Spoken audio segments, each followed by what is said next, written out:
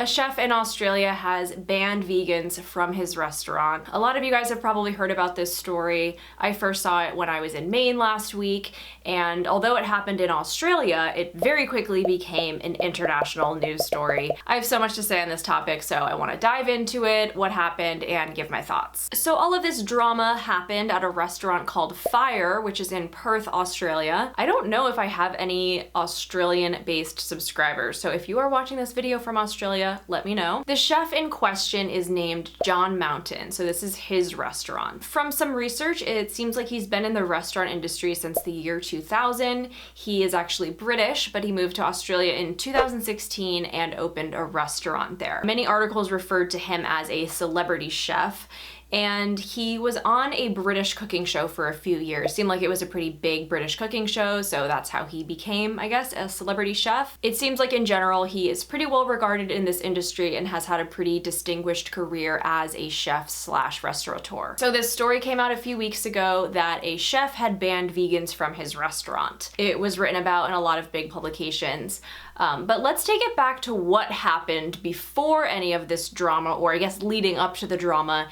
In the words of Chef John Mountain himself, he did this interview with the West Australian to give a recap of the sequence of events. A young girl reached out to me and said she was coming to the restaurant and asked if there were vegan options. How he knows that she is a young girl based on her email, I have no idea, but that's what he said. It was my only shortfall. I said I would accommodate her. I said we had gnocchi, vegetables, and that was that. Honestly, I thought that sounded pretty good. If I went to a non-vegan restaurant and they had gnocchi and vegetables, I'd be very happy with that, especially because I feel like most homemade gnocchi has eggs in it, so I'd be happy to find a vegan gnocchi option in a restaurant. Saturday came around and sadly I'd forgotten. I had a private party I had to cater for. So basically on the night she was supposed to come, he was catering a party elsewhere. When Mountain returned to the restaurant later that evening, his sous chef scolded him for, quote, not telling them about the vegan customer. The next day, the young woman made a complaint about the lack of vegan options. Now this is where it gets a little confusing because my initial thought was that she had written a review publicly, but then in a lot of articles it said that she privately messaged them on Facebook. So she went to their Facebook page, sent them a message sort of complaining about her meal. And this is what she said. My only option was the vegetable dish. It was okay, but not that filling, and I was shocked to see it was $32. She wrote in her complaint via a direct Facebook message to the venue. Now keep in mind this is 32 Australian dollars, which is about 21 US dollars, and it seems like what she got was just vegetables, like a vegetable side dish, it seems like, and she's saying she's shocked that was $21, which absolutely is shocking. That I would think would be the price for a well thought out vegan entree, and not for a side of vegetables. She goes on to say, I think it's incredibly important nowadays that restaurants can accommodate everyone, and to not be able to have actual plant-based meals shows your shortcomings as a chef. Uh-oh.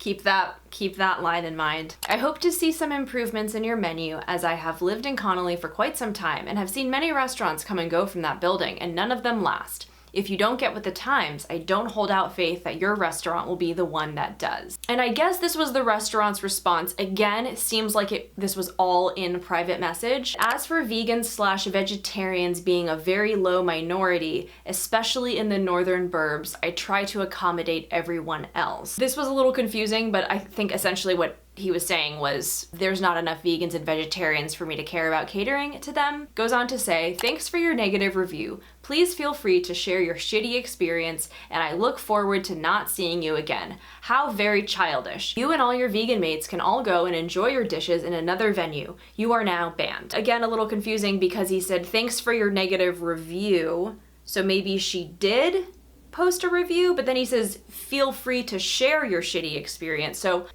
God knows what this meant. I couldn't find anywhere a screenshot of a public review from this vegan. I think this all happened via direct message, and when he said thanks for your negative review, he just meant like thanks for reaching out to tell me how bad your meal was. He also said in this interview, look, I said I would accommodate her and I didn't, but she made the complaint personal. So then he makes this post on the restaurant's Facebook page that says, sadly all vegans are now banned from Fyre, in parentheses, for mental health reasons. We thank you for your understanding. XX. And it says, posted by John Mountain on the Fyre page. He said, overnight the restaurant was flooded with 1-star Google reviews. We started getting all these negative reviews without any actual comment, which really hurts the business. So I definitely agree with this. I do not think it's cool to review a restaurant that you've never been to. This whole culture of like flooding a business with 1-star reviews just because you don't agree with something that they did or with one of their policies or with what they do or don't serve.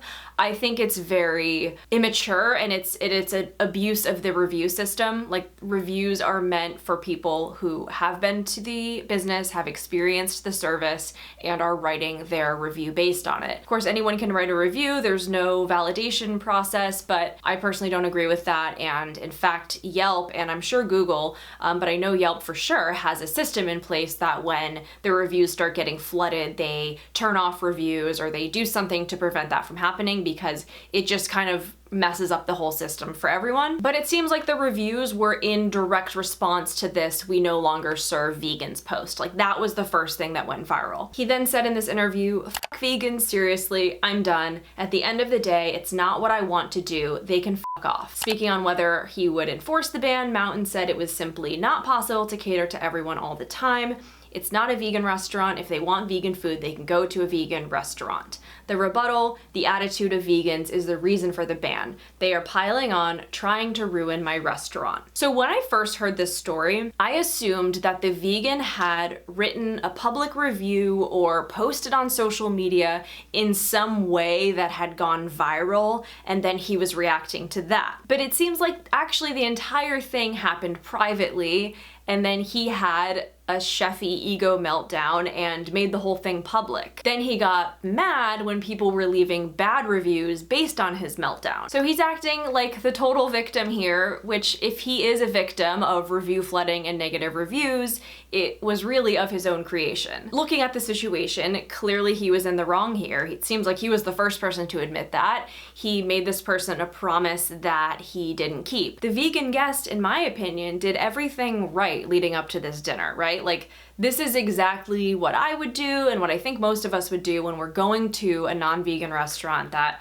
doesn't have anything vegan on their menu. We check ahead of time. Hey, like, do you have anything? Can you make anything? If he had said initially in response to her email, "Hey, sorry, we can't accommodate you," maybe she would have just gone elsewhere, planned the family outing or whatever it was elsewhere. And also his line about, "If you don't like that we don't have vegan options, go somewhere else. We're not a vegan restaurant." I don't know this area, but oftentimes, especially in the suburbs, there are no nice vegan sit-down restaurants. In Connecticut alone, I can count one, I think, fully vegan sit-down restaurant that you can actually go for a dinner. So as a vegan living in most places, unless you live in a major city, if you want to go out to dinner with your family or with a group of coworkers, you don't really have a choice other than to go to a non-vegan restaurant and hope that they can cater to you. Also, this may have been a special occasion for someone else where they were picking the restaurant. She didn't really have a choice in the matter, but she was trying to make the best of it. In terms of if restaurants should have to cater to vegans,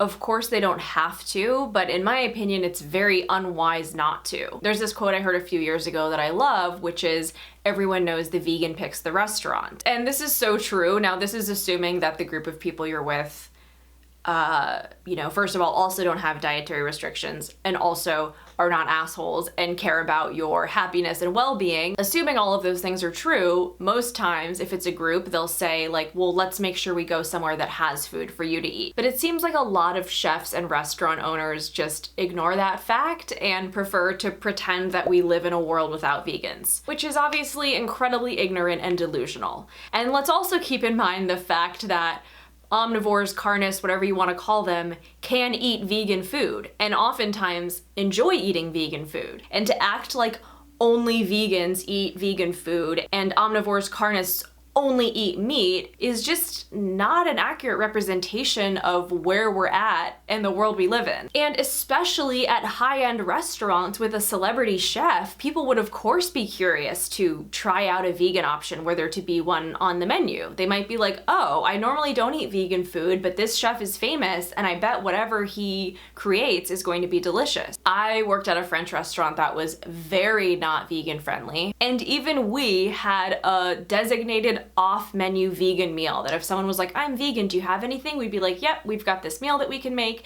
And it was just something that the chef had just planned out ahead of time, and it was using all ingredients from other meals on the menu. And it was something like quinoa and veggies and this smoked eggplant puree, and it was delicious and it was really satisfying. It was like $22. Someone would be like, oh, do you have anything vegan? We'd just be like, yep, this is what it is. They'd be like, sounds good. We put it in the computer. That's it. That's how easy it is to just have one designated thing that you can make with ingredients that you already have prepped for other dishes. It would take so little time and effort for most chefs and restaurants to do that, that to not do it almost feels intentionally hostile. So there have been a few interviews with this chef since this story broke. This has turned into this whole, like, he's doing all these rounds of press because of it. And he says this: I'm done with vegans. I'm absolutely done with vegans. So he comes across as very angry. Might I even say a bit gammon-esque. If you don't understand that reference, you should check out my Why People Hate Vegans video. It is one of my favorite videos that I've ever made, and you will learn what a gammon is and what an amazing word it is. Please go find another kebab shop somewhere that's happy to give you that plastic rubbish that you enjoy to eat so much. I want to tell you guys about a meal that I had in 2018. I was in Washington, D.C. for a wedding with my boyfriend and my parents, and we decided to go to this restaurant called Elizabeth's Gone Raw. This is a raw vegan fine dining establishment. I had heard about it. It sounded absolutely amazing. We were so lucky to get a reservation because at the time they were only open one day a week. I think they have since added some cooked items to their menu, but at the time it was completely raw, and I somehow convinced my parents to go here for dinner, and it was the best dining experience that I have ever had. It was so special to share this meal with my parents. The way that my parents eat is very different from how I eat, but they were so open-minded to try this restaurant, and we all had an absolutely incredible meal. Here is a picture of the menu. I did find a blog post that has really gorgeous pictures of the exact menu we had, and I will link that below, but I thought it would be more special to share the photos that I took. It was a 7-course tasting menu, and here are a few of the courses. This is a crispy cassava cup filled with gorgonzola cheese and cherry chartreuse pearls. This is a silver white corn soup served with red bell pepper sorbet, fava bean cake, and rosemary powder. This is an heirloom zebra and grape tomato salad with smoked peaches, pine nuts, micro lemon basil, passion fruit gel, and pickled watermelon. This is a Kennebec potato gnocchi served with coconut bacon crumbles, white candied onion, and morel mushrooms. And this was the dessert, a Meyer lemon confit with yuzu cream, strawberry sauce, and finger lime tarragon jam.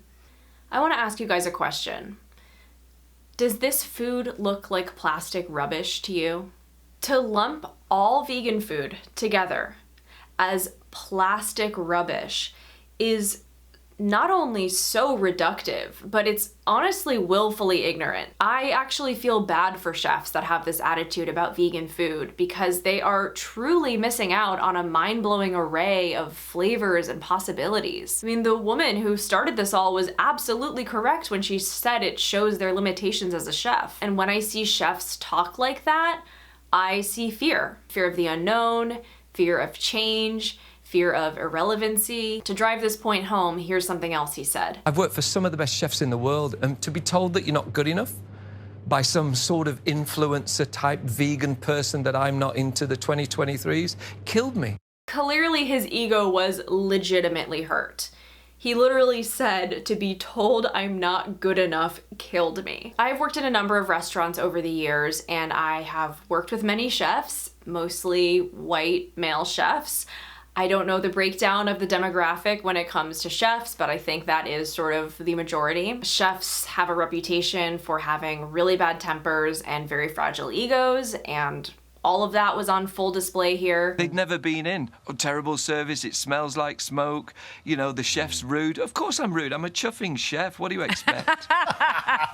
Instead of looking inward at why it killed him to receive this criticism, he lashed out. And who knows, maybe he is self-reflecting privately in his own time, but his public reaction really fed into this narrative, which is, vegans are annoying, they're so difficult, it's us versus them, they're going to ruin your small business if you don't cater to their every whim. When in reality, this fucking girl was looking for some pasta and veggies and she couldn't even get that. And that was enough to send this guy's entire world into a tailspin. And vegans are the ones who are difficult? We're not asking for much here, and that's the whole point. This whole thing was really a missed opportunity for him to evolve with the times, just like so many other chefs have done. After all these years, I can finally admit that I actually love vegan food. Wow. If Gordon Ramsay can do it, certainly John Mountain can. Ultimately, the whole thing about banning vegans was so silly. It was basically just PR. Like, how are they actually going to ban vegans? There's no way they can screen for that. There's no way they can prevent vegans from coming to their restaurant. I mean, sure, they can continue not catering to vegans, but they clearly weren't doing that anyway. In reaction to this whole story and the flood of 1-star reviews coming in, of course, those were combated with a flood of 5-star reviews of people being like, yeah, don't cater to vegans, they can go somewhere else. I can't wait to come to your restaurant now. So is this restaurant going to survive? My guess is, at least in the short term, yes. They will probably thrive in the short term, as this whole situation brought them a lot of attention, probably put them on the radar for a lot of people. And of course, this is Chef John Mountain's business. He is allowed to cater or not cater to whoever he pleases. But the bottom line for me is that this is not a smart business decision. The number of vegans in the world continues to grow. The number of meat reducers in the world continues to grow. And if it's true that the vegan picks the restaurant, which it almost always is, with me and my family, these businesses who refuse to cater to vegans or now even ban vegans, they're not just missing out on the revenue from the vegan. They're missing out on the revenue from their entire party. Everything that they would order, all the non-vegan expensive ass items off the menu they would have ordered, all the drinks, the bottles of wine. It's so short-sighted to just see vegans as this one entity in and of themselves. We are interwoven with society in a way that it is becoming impossible to avoid. If this is the hill that some chefs and restaurateurs want to die on, then fine. But in my opinion, it is not a strategy that's going to carry them successfully into the future. So those are all of my thoughts on this absolutely ridiculous situation. I would love to hear what you guys think. Please let me know in the comments. Give this video a thumbs up if you enjoyed it. Subscribe for more of my videos, and I will see you again soon. Bye!